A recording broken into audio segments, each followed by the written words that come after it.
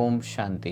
प्यारे बाबा ने हमें 3 शब्द बार बार याद रखने के लिए लंबे समय तक इशारा दिया था और वो 3 शब्द है अचानक, बहुत काल और एवर रेडी। जो कुछ होना है अचानक, चाहे प्रकृति के पेपर है, चाहे कोई और विषम या विकराल सर्कमस्टेंसेस है, वो अचानक होंगे। लेकिन जब तक हमारा बहुत काल का योगाभ्यास नहीं होगा तो हम संसार को, प्रकृति को, आत्माओं को देने के लिए तैयार नहीं होंगे। प्यारे बाप दादा ने हमें लंबे समय तक जो ज्ञान, योग, धारणा और सेवा का 4 विषयों के द्वारा अभ्यास का कार्य दिया है, तो उन 4 विषयों के द्वारा हमें बहुत काल का अभ्यास करके खजाना जमा करना है।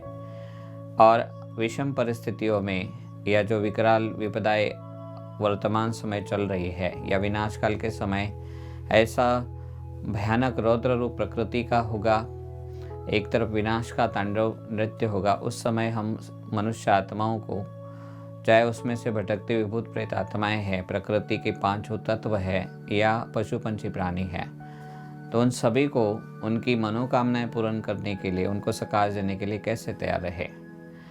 यूँ तो समय की घंटी बज चुकी है और बाबा ने हमें बहुत समय से तीव्र पुरुषार्थ का इशारा दिया है, पर तीव्र पुरुषार्थ क्या है ये भी समझना अति आवश्यक है। तो तीव्र पुरुषार्थ माना तीव्रता से परिवर्तन। कौन सा तीव्र परिवर्तन? तो हमारे अंदर जो सूक्ष्म अवशेष है, विकारों के अंश है, उनको बहुत तेज़ी से हम निकालते जाए और साथ साथ गुण और शक्तियाँ हम तेज़ी से धारण करते जाए।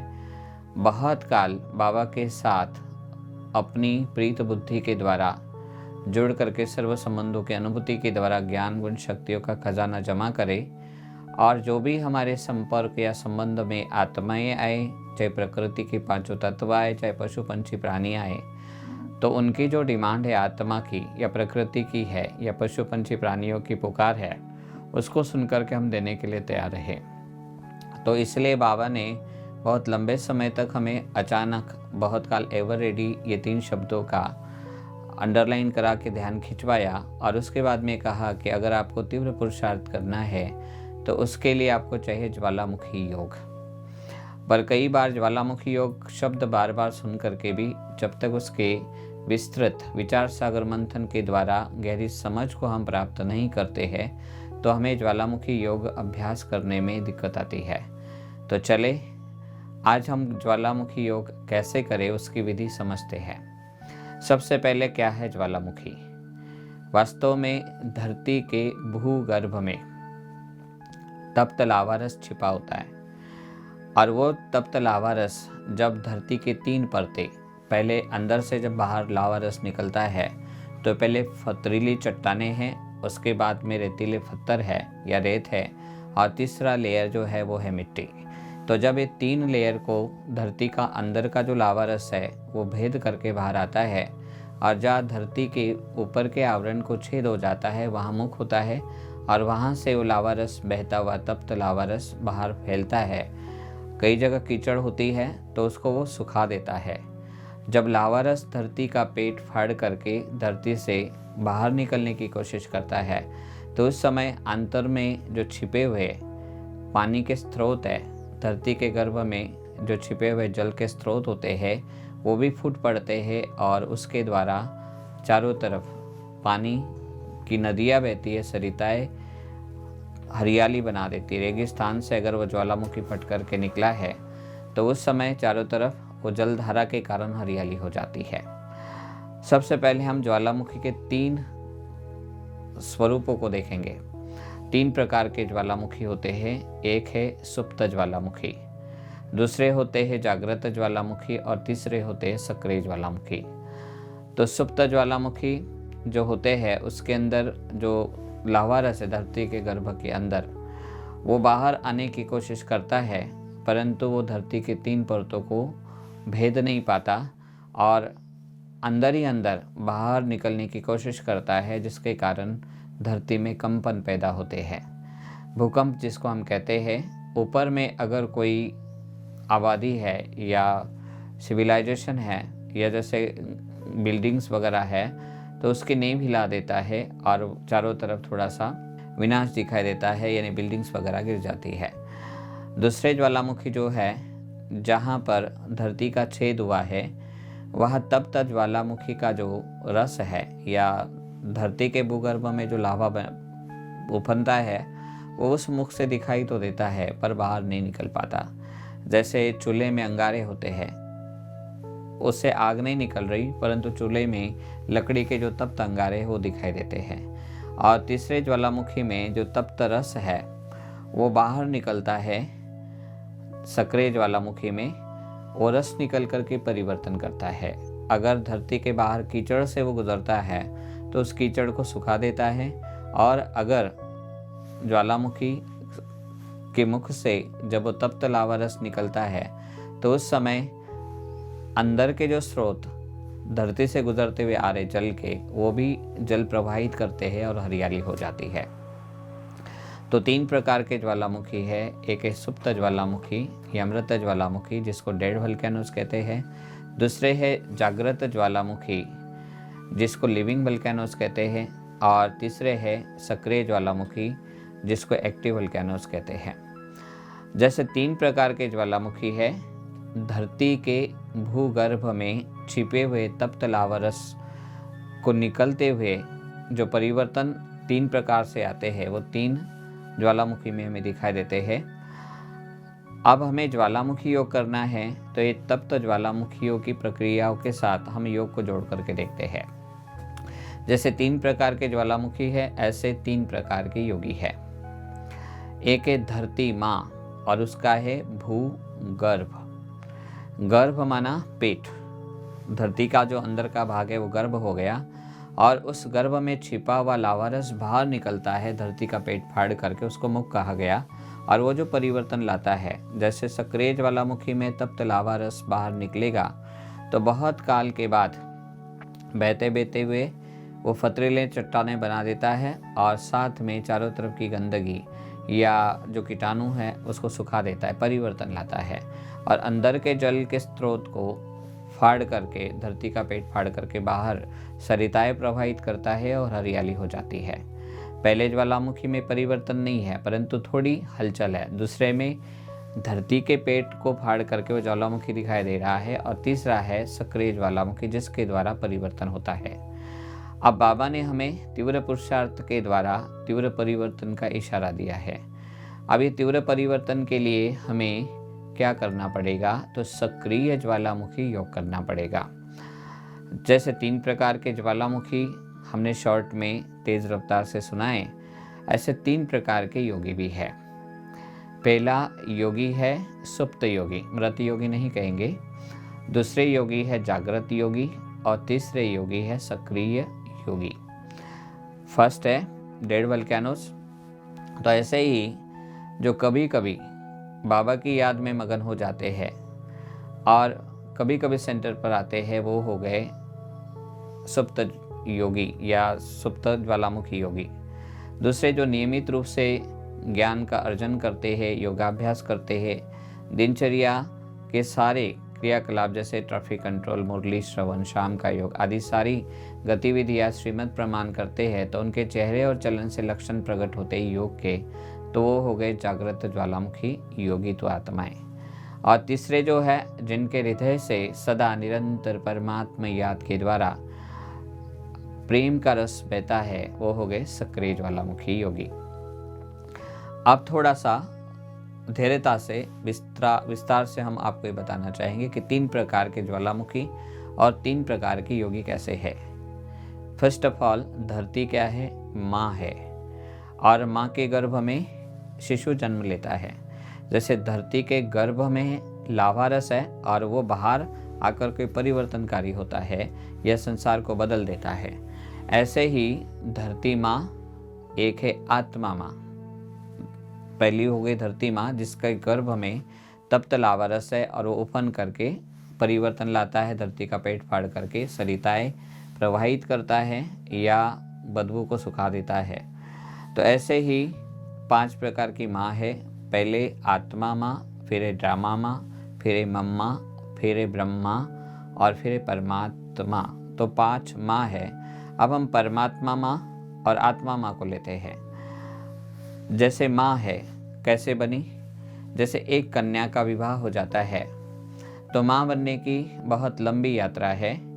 जैसे गर्भ धारणा के बाद शिशु को अंदर ही अंदर पेट में या जो गर्भ में पल रहा है या बढ़ रहा है शिशु, उसको माँ अपने सारे शारीरिक रस देती है और कन्या से माँ बनने के बाद में जब जन्म देती है तो संतान ही उसका संसार बन जाती है और उसके लिए उसके हृदय में, उसके मन मस्तिष्क में प्रेम की धारा बहती है।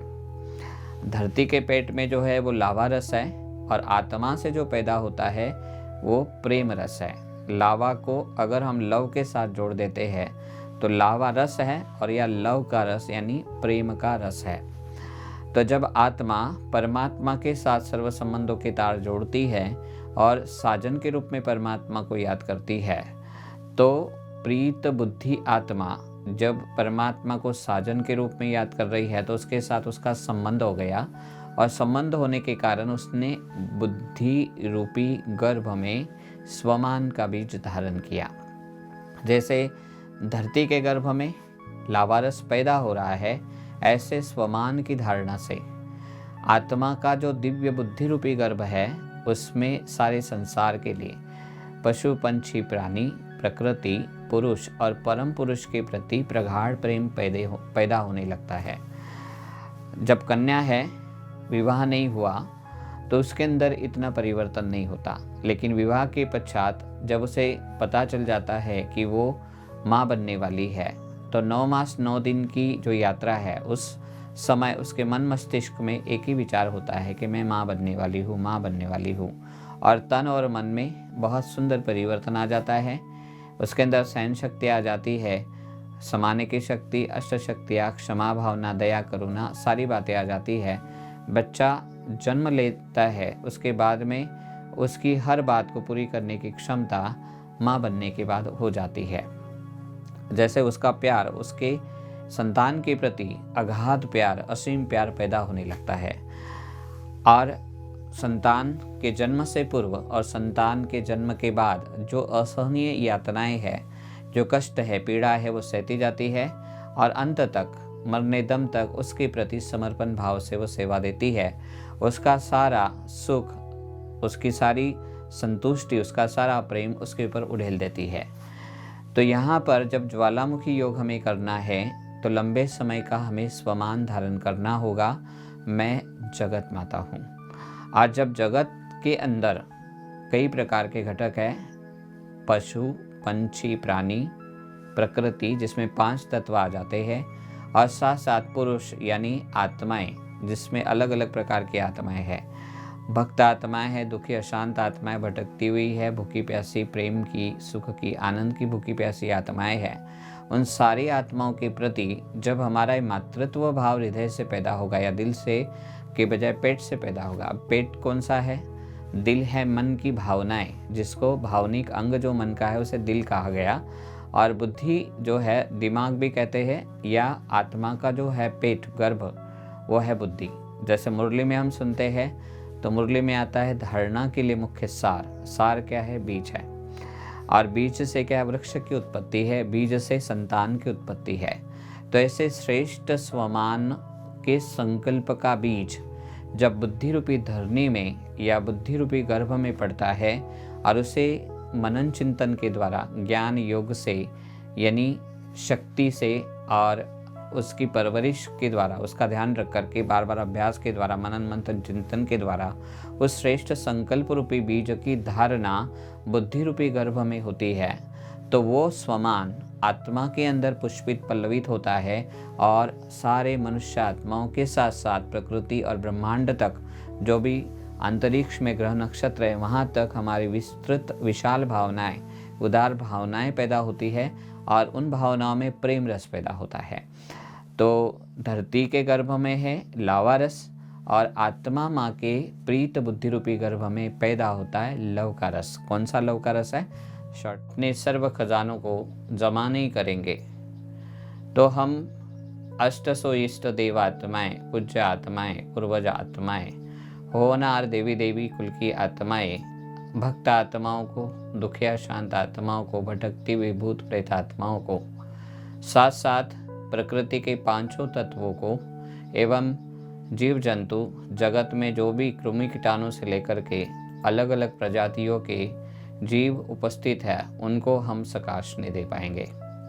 तो चलते हैं एक सुंदर विषय लेकर के कि हम स्व परिवर्तन से विश्व परिवर्तन को कैसे साकार करें। और परिवर्तन की जहाँ बात आती है वहाँ शक्तियों की आवश्यकता होती है। तीव्र पुरुषार्थ क्या है?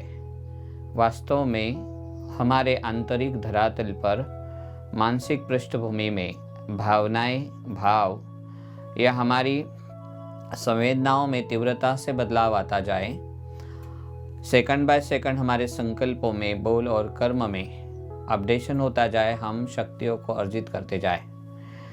तीव्रता से यानी बहुत तेज़ी से रियलाइजेशन करें हम अपनी कमियों को, और कमियों के साथ साथ रियलाइजेशन के साथ साथ हम अपनी गुण विशेषताओं को भी श्रेष्ठ रियलाइजेशन के द्वारा अपनी स्मृति स्वरूप स्थिति से इमर्ज करें।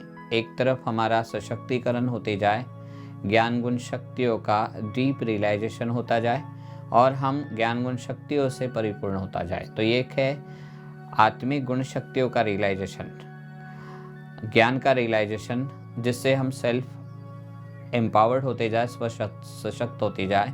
और दूसरी तरफ हम अपनी कमी कमजोरियों का उतना ही रियलाइजेशन करें जितना हम निकालने में सक्षम हो, यानी हीनता को हम पाए नहीं।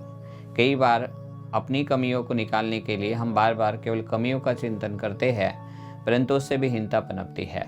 तो एक तरफ हम कमियों को देखें और उसको अविलंब, क्षण का भी विलंब ना करते हुए उसको निकालते जाए, और एक तरफ ज्ञान गुण शक्तियों को बहुत फास्ट स्पीड से हम अपडेट करें अथवा अर्जित करें। यह है तीव्र पुरुषार्थ, यानी तीव्र परिवर्तन के लिए तीव्रता से हम अपनी कमियों को बहुत फास्ट रीति से चेकिंग करके चेंज करें। चेंजिंग में गुण शक्तियाँ आएगी और अवगुण निकलते जाएंगे।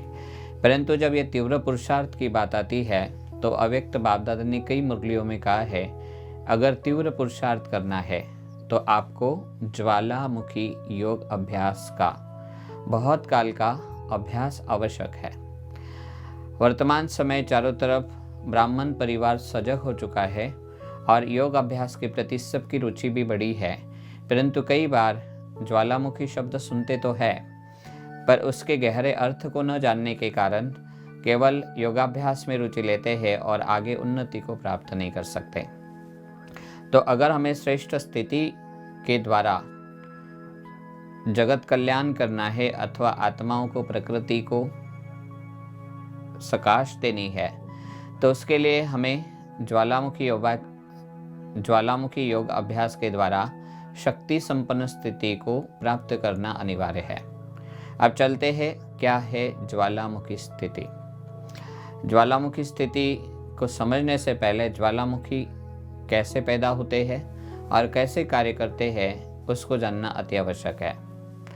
वैसे तो ज्वालामुखी के बारे में सभी को पता है कि धरती के गर्भ में लावारस होता है, और वो जब धरती के अनेक आवरणों को, परतों को तोड़ करके आता है, तो वहाँ पर धरती के परतों पर या धरती की जो ऊपर की परत है उसमें छेद हो जाता है और वो लावा बाहर आता है, उसे ज्वालामुखी कहते हैं।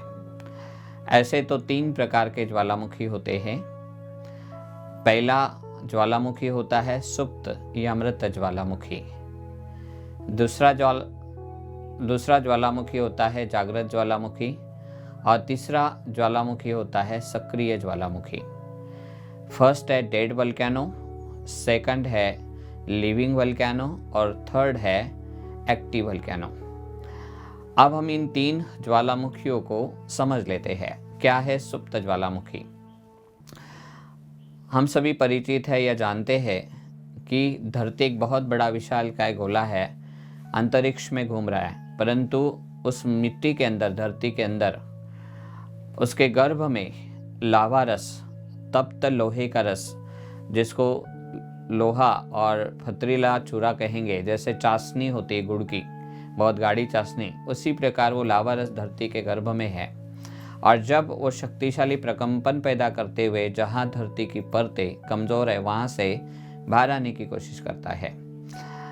तो धरती से, गर्भ से जब वो लावा रस बाहर आता है तो उसको 3 परतों को क्रॉस करके आना है। पहला है अंदर पथरीला लेयर, स्टोनी लेयर है, पत्थर का बहुत सख्त परत है। दूसरा लेयर जो है वो है रेतीला पत्थर या रेत का, और तीसरा है मिट्टी। तो 3 आवरणों को भेद करके जब लावा रस बाहर निकलता है तो वहाँ छेद होता है और उसे ज्वालामुखी कहते हैं। और उस लावा रस को जब प्रवाहित होकर के हम देखते तो कहते हैं ज्वालामुखी है। अब ये ज्वालामुखी 3 प्रकार के कैसे काम करते हैं। पहला जो सुप्त ज्वालामुखी है उसमें धरती के तीनों जो लेयर है, परतें हैं, पत्थर, रेत और मिट्टी, ये तीनों लेयर बहुत सख्त होते हैं और वो जो लावा है वो बाहर आने की कोशिश तो करता है परंतु वो सक्षम नहीं होता। जैसे आप सभी ने कभी रबड़ी खाई होगी या देखी होगी, तो रबड़ी बहुत गाढ़ी होती है। दूध जब उसको उबाला जाता है या उसको गाढ़ा किया जाता है तो उसकी रबड़ी बनती है। या जैसे गुड़ की चाशनी ले लीजिए आप, बहुत गाढ़ी हो ऐसा। तो आत्मा जब परमात्मा के साथ साजन सजनी का संबंध जोड़ती है और स्वमान की धारणा करती है बहुत काल। कन्या से माँ बनने की यात्रा कितनी लंबी है, 9 मास 9 दिन ही नहीं, परंतु मरने तक संतान के सारे कष्ट सह करके उसके प्रति समर्पण भावना से उसको सुख देने की भावना उसको माँ बनाए रखती है।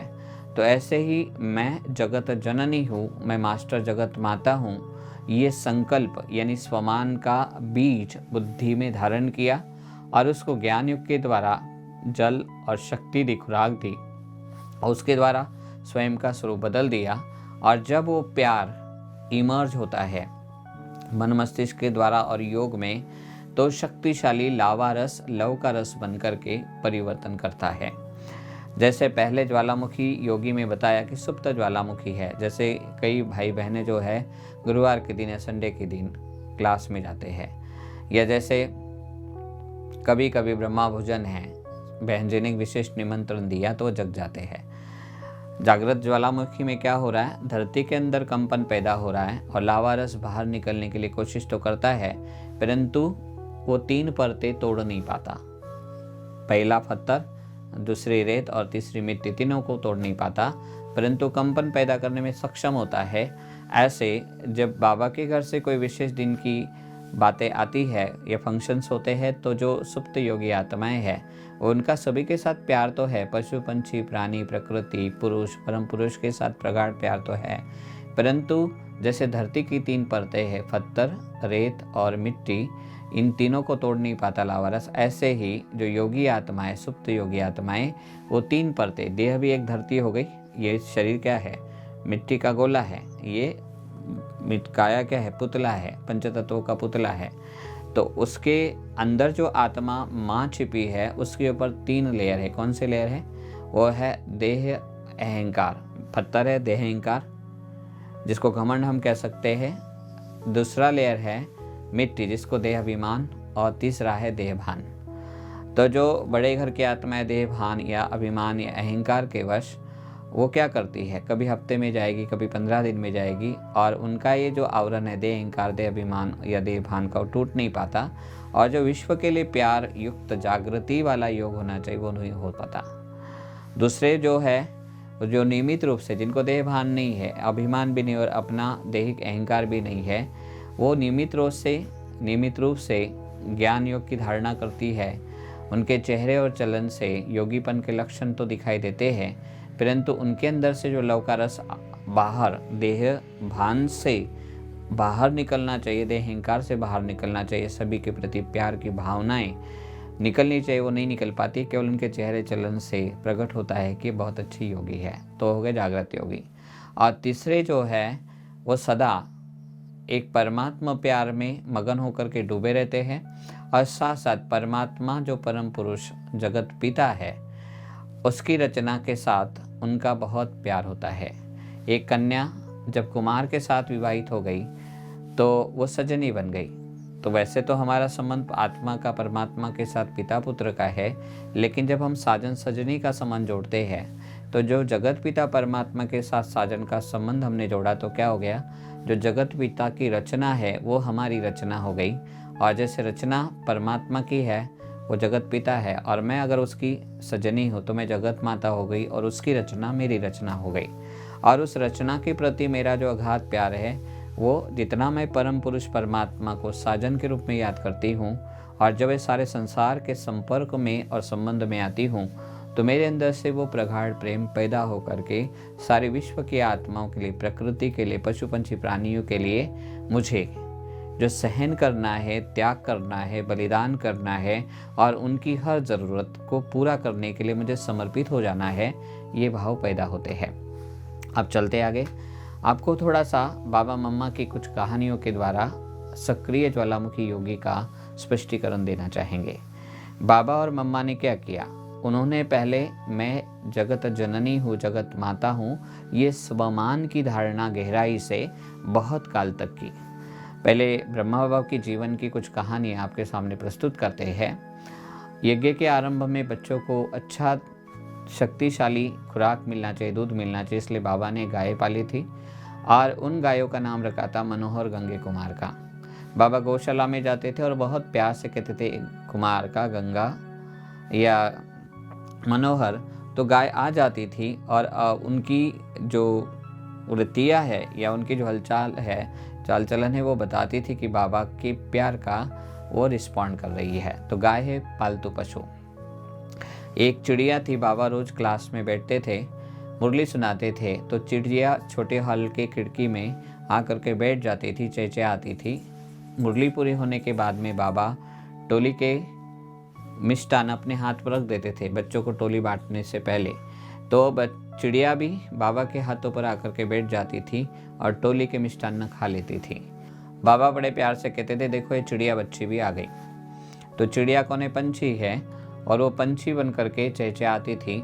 बाबा अव्यक्त हुए, तो बाबा के पार्थिव देह के चारों ओर इर्द गिर्द वो चक्कर काटती रही, और जिसके कारण वो मानो कह रही हो कि अब मेरा बाबा मुझे कहाँ मिलेगा। भोग पर भी जब बाबा के अव्यक्त आरोहण के बाद अंतिम संस्कार हुए तो भोग लगाया गया, उस भोग के समय भी वो वहाँ उपस्थित थी। तो पंछी को भी बाबा ने क्या कहा, चिड़िया बच्ची, गायों को भी बच्ची कहा। तो बाबा ने बहुत लंबे समय तक श्रेष्ठ स्वमान की धारणा की। स्वमान क्या है, स्व प्लस मान, स्व को मान लेना, मान करके जो शिव बाबा ने स्वमान दिया है उसके प्रति जो श्रीमत दी है उसको भी मान लेना, यानी करना, और वैसे लक्षण प्रकट करके उसका स्वरूप बन जाना, और स्वयं के नज़र में स्वयं को मान देना। अब थोड़ा विस्तार है इसमें, स्वमान के ऊपर हम कभी और चर्चा करेंगे आगे, पर शॉर्ट में सुनाते हैं। स्व को मान लिया, मैं जगत पिता हूँ या मैं जगत माता हूँ। फिर जगत माता के क्या क्या लक्षण होते हैं, वो बाबा ने शिव बाबा की जो श्रीमत है, जगत माता बनने के लिए तुम्हें क्या क्या करना है वो मान लिया। जैसे कोई बच्चा काम नहीं सुनता है तो क्या कहते हैं, मेरी बात नहीं मानता, तो मानना माना करना या आज्ञा पालन करना हो गया। तो शिव बाबा ने जगत माता बनने के लिए जो जो आज्ञाएं दी, जो श्रीमत दी, उसको मान लिया, यानी उसको फॉलो किया, कर लिया, और ऐसा जगत माता का रूप ब्रह्मा बाबा के जीवन में मनवानी कर्म से दिखाई दिया। और प्रैक्टिकल में क्या हुआ, बाबा जब योग करते थे तो वो प्यार सभी के लिए, पशु पंछी प्राणी हो, प्रकृति हो, पुरुष हो या परम पुरुष परमात्मा हो, उन सभी के लिए वो प्यार प्रकट होता था, और उस प्यार के द्वारा सभी की स्थितियाँ बदल जाती थी। जैसे सक्रिय ज्वालामुखी है तो उससे क्या हो रहा है, धरती के गर्भ के अंदर से छिपा हुआ लावारस पत्थर, रेत और मिट्टी की परतों को तोड़ करके बाहर आ रहा है, साथ में जल का प्रवाह भी लेकर के आ रहा है, और वो प्रवाह सरिताएं बन करके रेगिस्तान को हरियाली में तब्दील कर रहा है। ऐसे माँ के प्रति बच्चे का और बच्चे के प्रति माँ का प्यार अटूट होता है, असीम माँ का प्यार है, और बच्चे की भी श्रद्धा वैसे उसके प्रति होती है। जैसे अगर किसी प्रेमिका के साथ प्यार है तो उसके लिए क्या कहेंगे, उसका दिल का प्यार जरूर है, परंतु क्या कहेंगे, दिल के टुकड़े हजार हुए, कोई यहाँ गिरा कोई वहाँ गिरा। परंतु माँ का प्यार केवल दिल का नहीं, केवल मुख का प्यार नहीं है, परंतु अंदर पेट से जो बच्चा जन्म लेता है उसके लिए माँ क्या नहीं करती। तो ऐसे आत्मा माँ, ब्रह्मा माँ मम्मा जो भी माँ थी और परमात्मा माँ, इनका सारे संसार के लिए प्यार कैसे होना चाहिए? तो होना चाहिए प्रगाढ़ प्रेम होना चाहिए। ब्रह्मा बाबा का ऐसा प्रगाढ़ प्रेम सभी के लिए था और हम सभी ब्रह्मावश्य जानते हैं कि बाबा के संपर्क में या संबंध में, चाहे वो प्रकृति आई, पशु पंछी प्राणी आए, चाहे आत्माएं या पुरुष आए, तो उनको ये बहुत गहरा अनुभव होता था कि बाबा सिर्फ और सिर्फ मुझे प्यार करता है। और जब संपर्क में आते थे तो उनकी मनस्थिति बदल जाती थी। जैसे लावारस बाहर आया तो क्या किया उसने, अगर चारों तरफ रेगिस्तान है तो उसमें हरियाली बना दी, और साथ साथ अगर वहाँ कोई कीचड़ है, कोई गंदगी है तो उसको सुखा दिया। तो बाबा की जो पावरफुल स्थिति होती थी वो विकारों के कीचड़ को सुखा देती थी और हरियाली यानी सुख शांति के अनुभव से आत्माएं भरपूर होकर के जाती थी।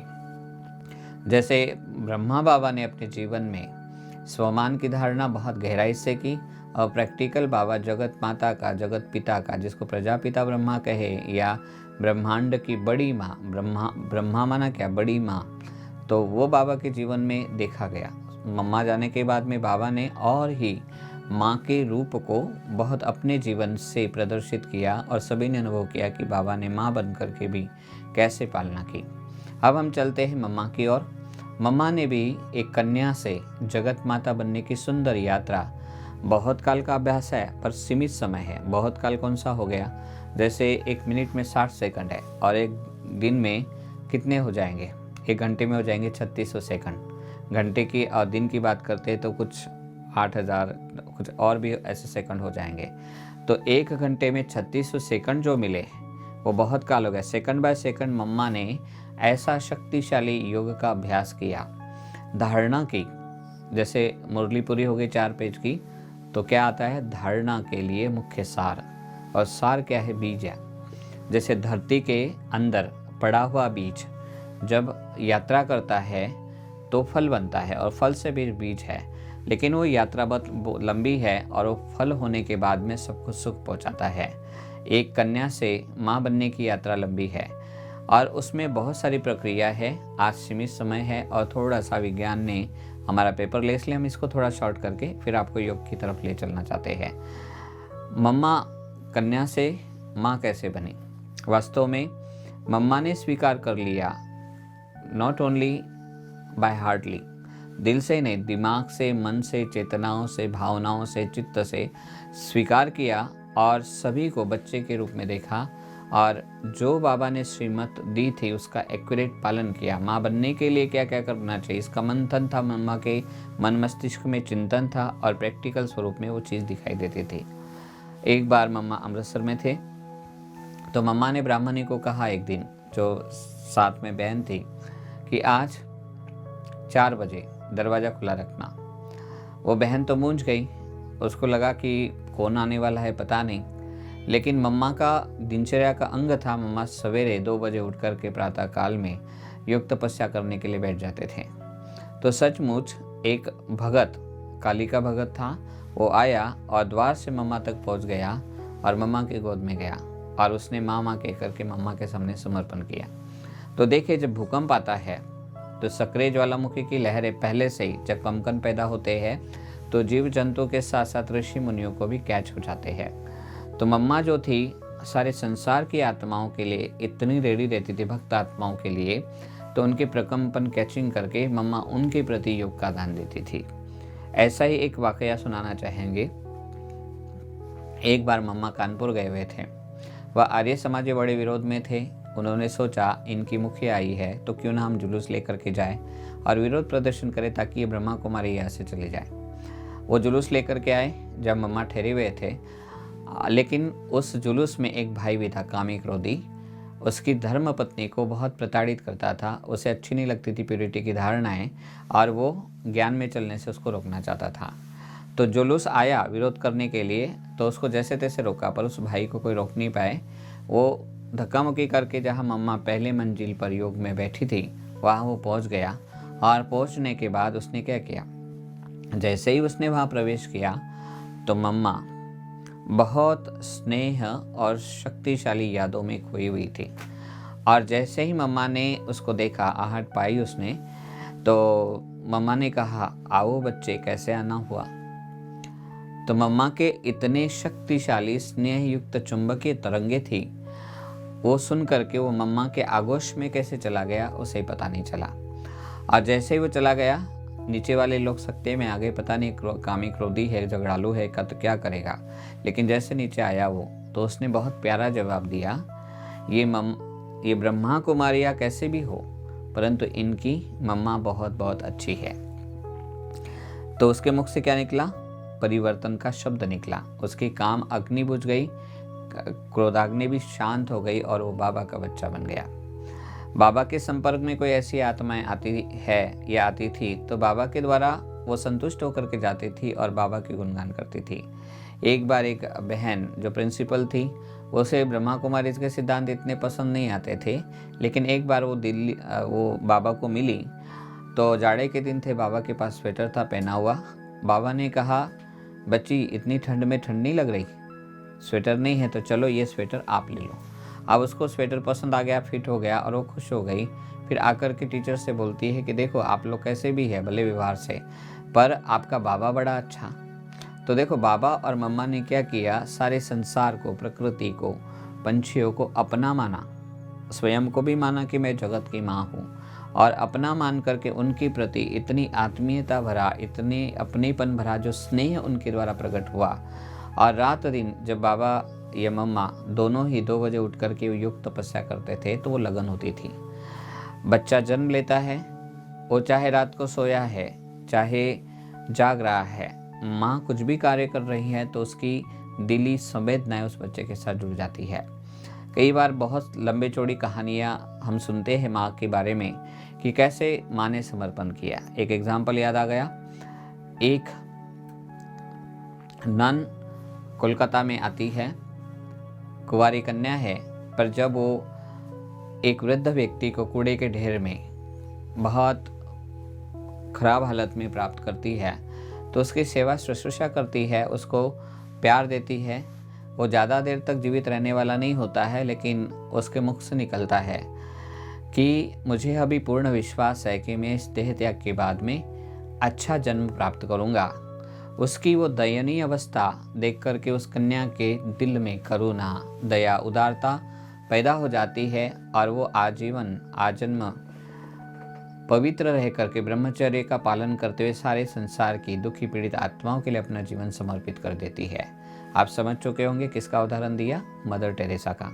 एक कन्या होते हुए भी उन्होंने सारे संसार की आत्माएं, चाहे वो गरीब थे, भूखे थे, प्यासे थे, उनके प्रति अपना जीवन समर्पण कर दिया और वो मदर बन गई। ऐसे ही महाराष्ट्र के संत है ज्ञानेश्वर, उन्होंने अपने जीवन में क्या नहीं सहन किया, परंतु 15-16 वर्ष की आयु में गीता ज्ञान पचाया और सारे संसार के प्रति उन्होंने पसाय दान में कहा कि जो जे वांछिलते ते लाहो सकड़ प्राणी जात, अर्थात जो आत्माएं या प्रकृति या जो भी लोग जो चाहते हैं उन्हें वो प्राप्त हो। और उसी श्रेष्ठ भावना के कारण उनको संत समुदाय ने माउली यानी माँ के टाइटल से नवाजा। अब विस्तार में जाएंगे तो बहुत सारी कहानियाँ हैं, हमारे पास पहले सीमित समय है, लेकिन जब आत्मा अपने स्वमान में स्थित हो जाएगी और सारे संसार के प्रति उसका मातृत्व भाव, उसकी वात्सल्य भावनाएं, ममता की जो खुशबू है या रस है, वो जब उसके हृदय से नहीं परंतु पेट से, प्रीत बुद्धि रूपी गर्भ से निकलेगी, देह भान अभिमान और अहंकार गल जाएगा और वो सारे संसार की आत्माओं के प्रति, प्रकृति के 5 तत्वों के प्रति, पशु पंछी प्राणियों के प्रति समर्पित भावना से उस परम पुरुष परमात्मा के साथ मन मस्तिष्क हृदय का नाता जोड़ करके जब उनके सुख के लिए समर्पित होकर के योग का दान करेगी तो योग कैसा होगा? वो केवल पावरफुल नहीं होगा परंतु वो लवफुल भी होगा। जहाँ सक्रिय ज्वालामुखी योगी का सवाल है वह एक शक्ति संपन्न स्थिति के साथ साथ स्नेह संपन्न शक्ति के साथ युक्ति भी है। जब हम सारे संसार यानी भौतिक और चेतन जगत के साथ जुड़ करके जब हमारी हृदय की चेतना संवेदना उनके साथ माँ और संतान के समान हमारा रिश्ता हो जाएगा, तो जैसे माँ और संतान का रिश्ता है उस रिश्ते में क्या है? एक समर्पण भाव है, बदला लेने की भावना नहीं है, बलिदान करने का एक जुनून है माँ के अंदर। तो आज सारे संसार की स्थिति देखते, तत्व देखते तो प्रदूषित हो चुके हैं। प्रकृति देने के स्थिति में नहीं है, पशु पंछी प्राणी करा रहे हैं। आज कोरोना काल में सभी ने प्रकृति के उस रूप को देखा, परंतु जब हम ये सारे संसार की हालत को देख करके हम अपने बौद्धिक स्तर को ही नहीं, कि मन मस्तिष्क के विचारों को ही नहीं, लेकिन हृदय की भावनाओं को परमात्मा के साथ, जैसे वो जगत नियंता जगत पिता है और ये सारे संसार की केवल आत्माएं नहीं परंतु प्रकृति का भी पावन करने का जो उसका कार्य है, पशु पंछी प्राणी को मुक्ति देने का कार्य है, उसके प्रति वो अखंड ज्योति बन करके, जागती ज्योति बन करके बाबा सर्व आत्माओं की प्रकृति की पुकार सुनता है।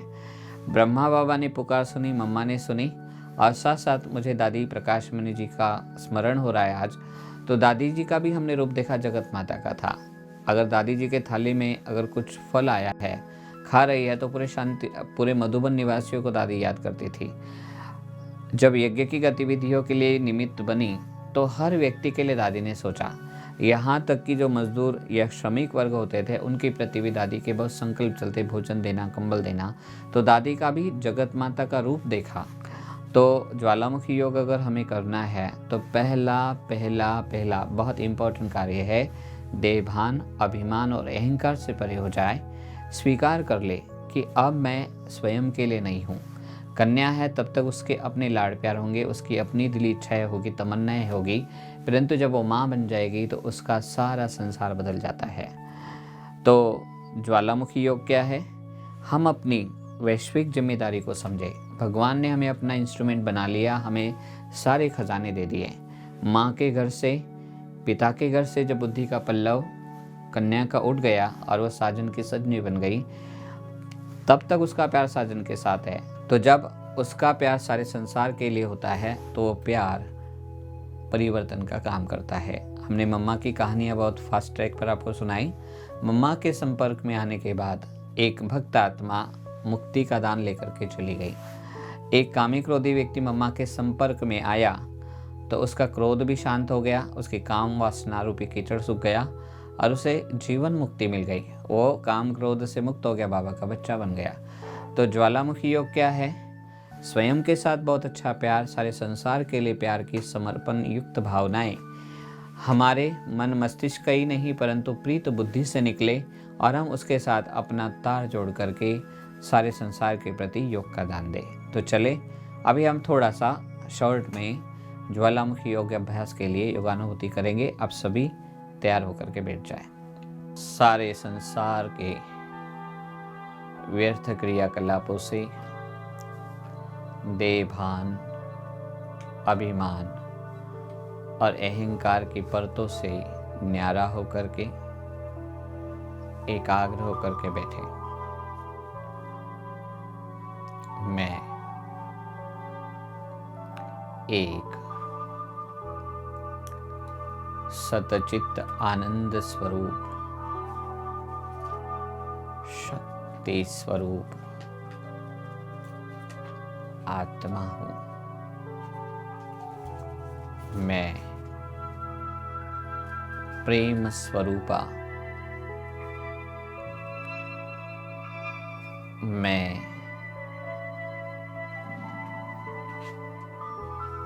देह से न्यारी, प्रभु की प्यारी, मैं शिव साजन की दुलारी, प्रभु प्रियतमा। ओ प्यारा प्रभु प्रियतम परमात्मा, मैं जगत जननी, मास्टर प्रेम की सागर, स्नेह शक्ति की स्वरूप, सक्रिय ज्वालामुखी योगी तू आत्मा, अंतर्मुक्ता की गुफा में मैं बैठी एक शक्तिशाली स्नेह स्वरूप आत्मा। मैं आत्मा देह भान, देहा अभिमान और देह अहंकार से दूर जा रही हूँ। अंतर में मग्न में उस शिव साजन के प्यार में मगन हो रही हूँ। मेरे हृदय के तार उस करतार के साथ वो प्यारा प्रभु प्रियतम और मैं प्रभु प्रियतमा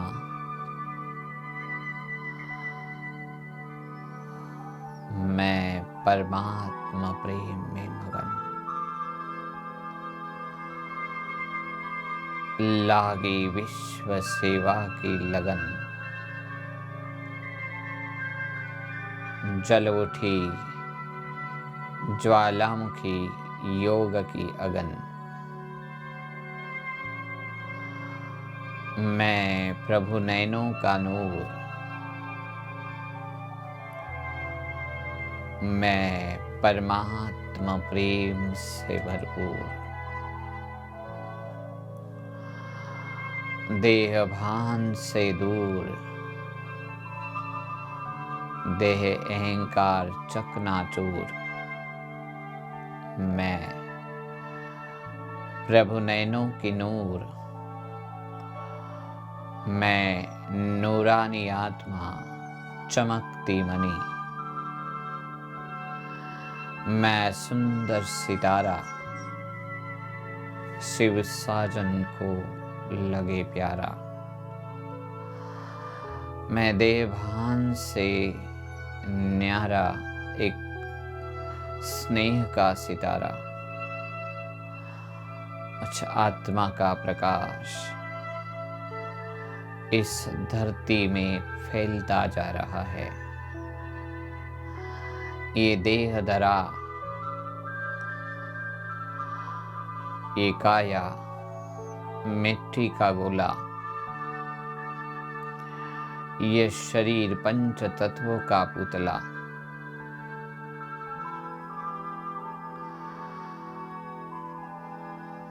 मैं परमात्मा प्यार में खोया हुआ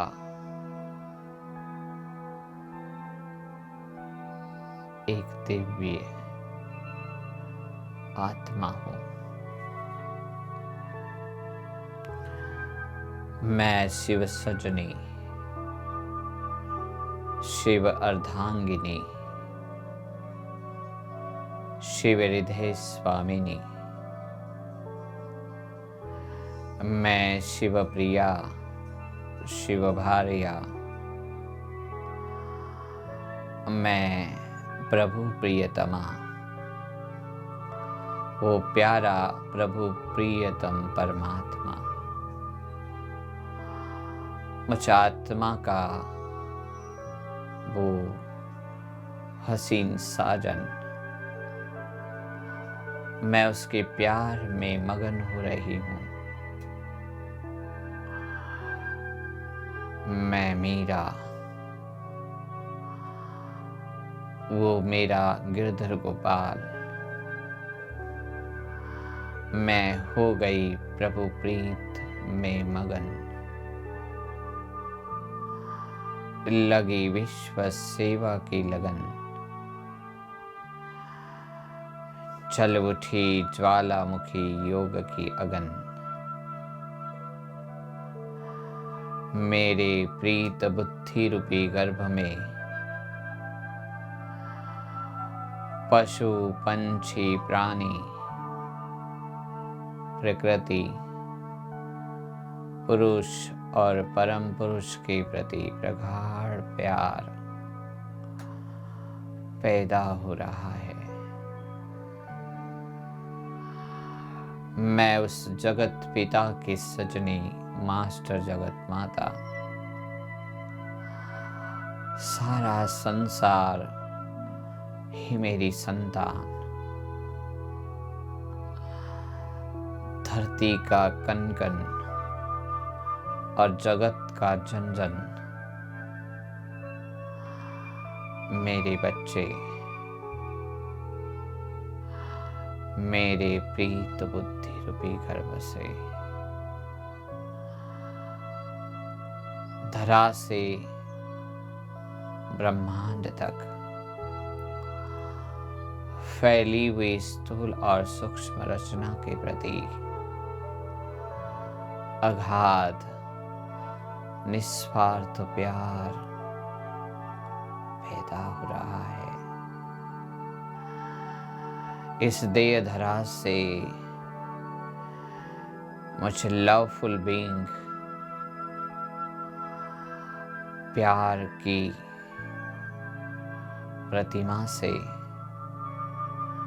वो दिव्य अलौकिक रूहानी प्यार के प्रकंपन, लव का रस, प्रेम रस बन करके फैलता जा रहा है और मेरे मुखमंडल से, चेहरे चलन से, उस स्नेह के प्रकंपनों से ये सारा संसार बदल रहा है।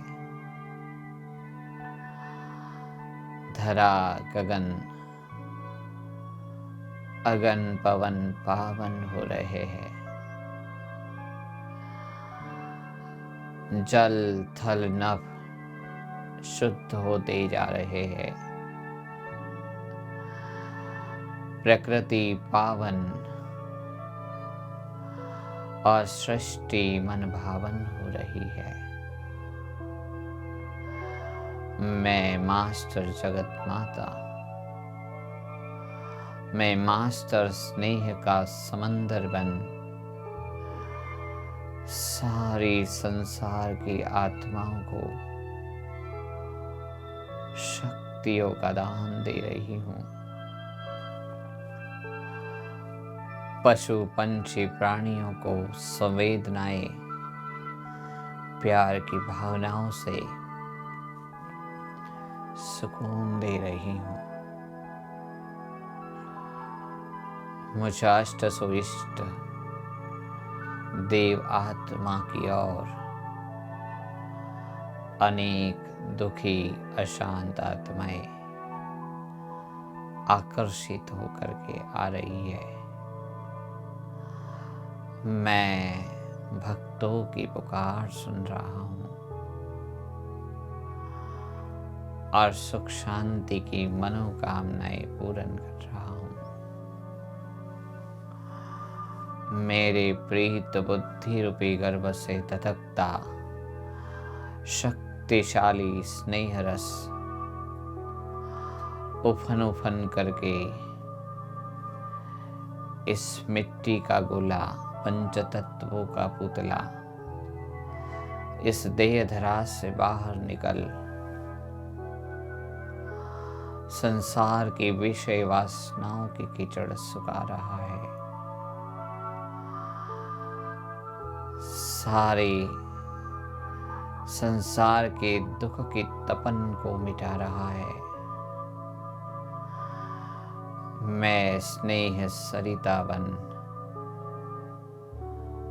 सारे संसार में सुख शांति की हरियाली प्रदान कर रही हूँ। मैं सक्रिय ज्वालामुखी योगित्व आत्मा सारे संसार को अंतरिक्ष में विचरण करने वाले ग्रह नक्षत्रों को प्रकृति के पंच तत्वों को परिशुद्ध कर रही हूँ। आत्माओं को मुक्ति, जीवन मुक्ति का दान दे रही हूँ। पशु पंछी प्राणियों की पीड़ा हर रही हूँ। मेरे तन मन में देह के कण कण से निस्वार्थ शुद्ध प्रेम की लहरें, स्नेह आनंद की प्रकंपन, स्नेह स्वरूप प्यार की रसधारा सारे संसार में फैल रही है। मुझ जगत जननी का प्यार बरस रहा है। मैं दोनों बाहें फैलाकर सारी कायनात को, ब्रह्मांड को, स्थूल सूक्ष्म जीव सृष्टि को आगोश में ले रही हूँ और संसार का परिवर्तन करा रही हूँ। मैं एक सशक्त, समर्थ आत्मा हूँ। मैं बदल रही हूँ और जगत भी बदल रहा है। दुख अशांति समाप्त, चारों ओर सुख शांति, प्रेम आनंद का संसार। मैं एक शक्तिशाली स्नेह स्वरूप आत्मा संसार पर प्यार लुटा रही हूँ। भक्त आत्माओं को दीदार करा रही हूँ। मूक पशु पंछी प्राणियों की पीड़ा समझ उन्हें भी दुलार दे रही हूँ। प्रकृति को पावनता प्रदान कर रही हूँ। मैं शिव साजन से शक्तियाँ ले रही हूँ और चुंबकीय शक्तिशाली प्रेम के आगोश में सारे संसार को समाती जा रही हूँ। ओम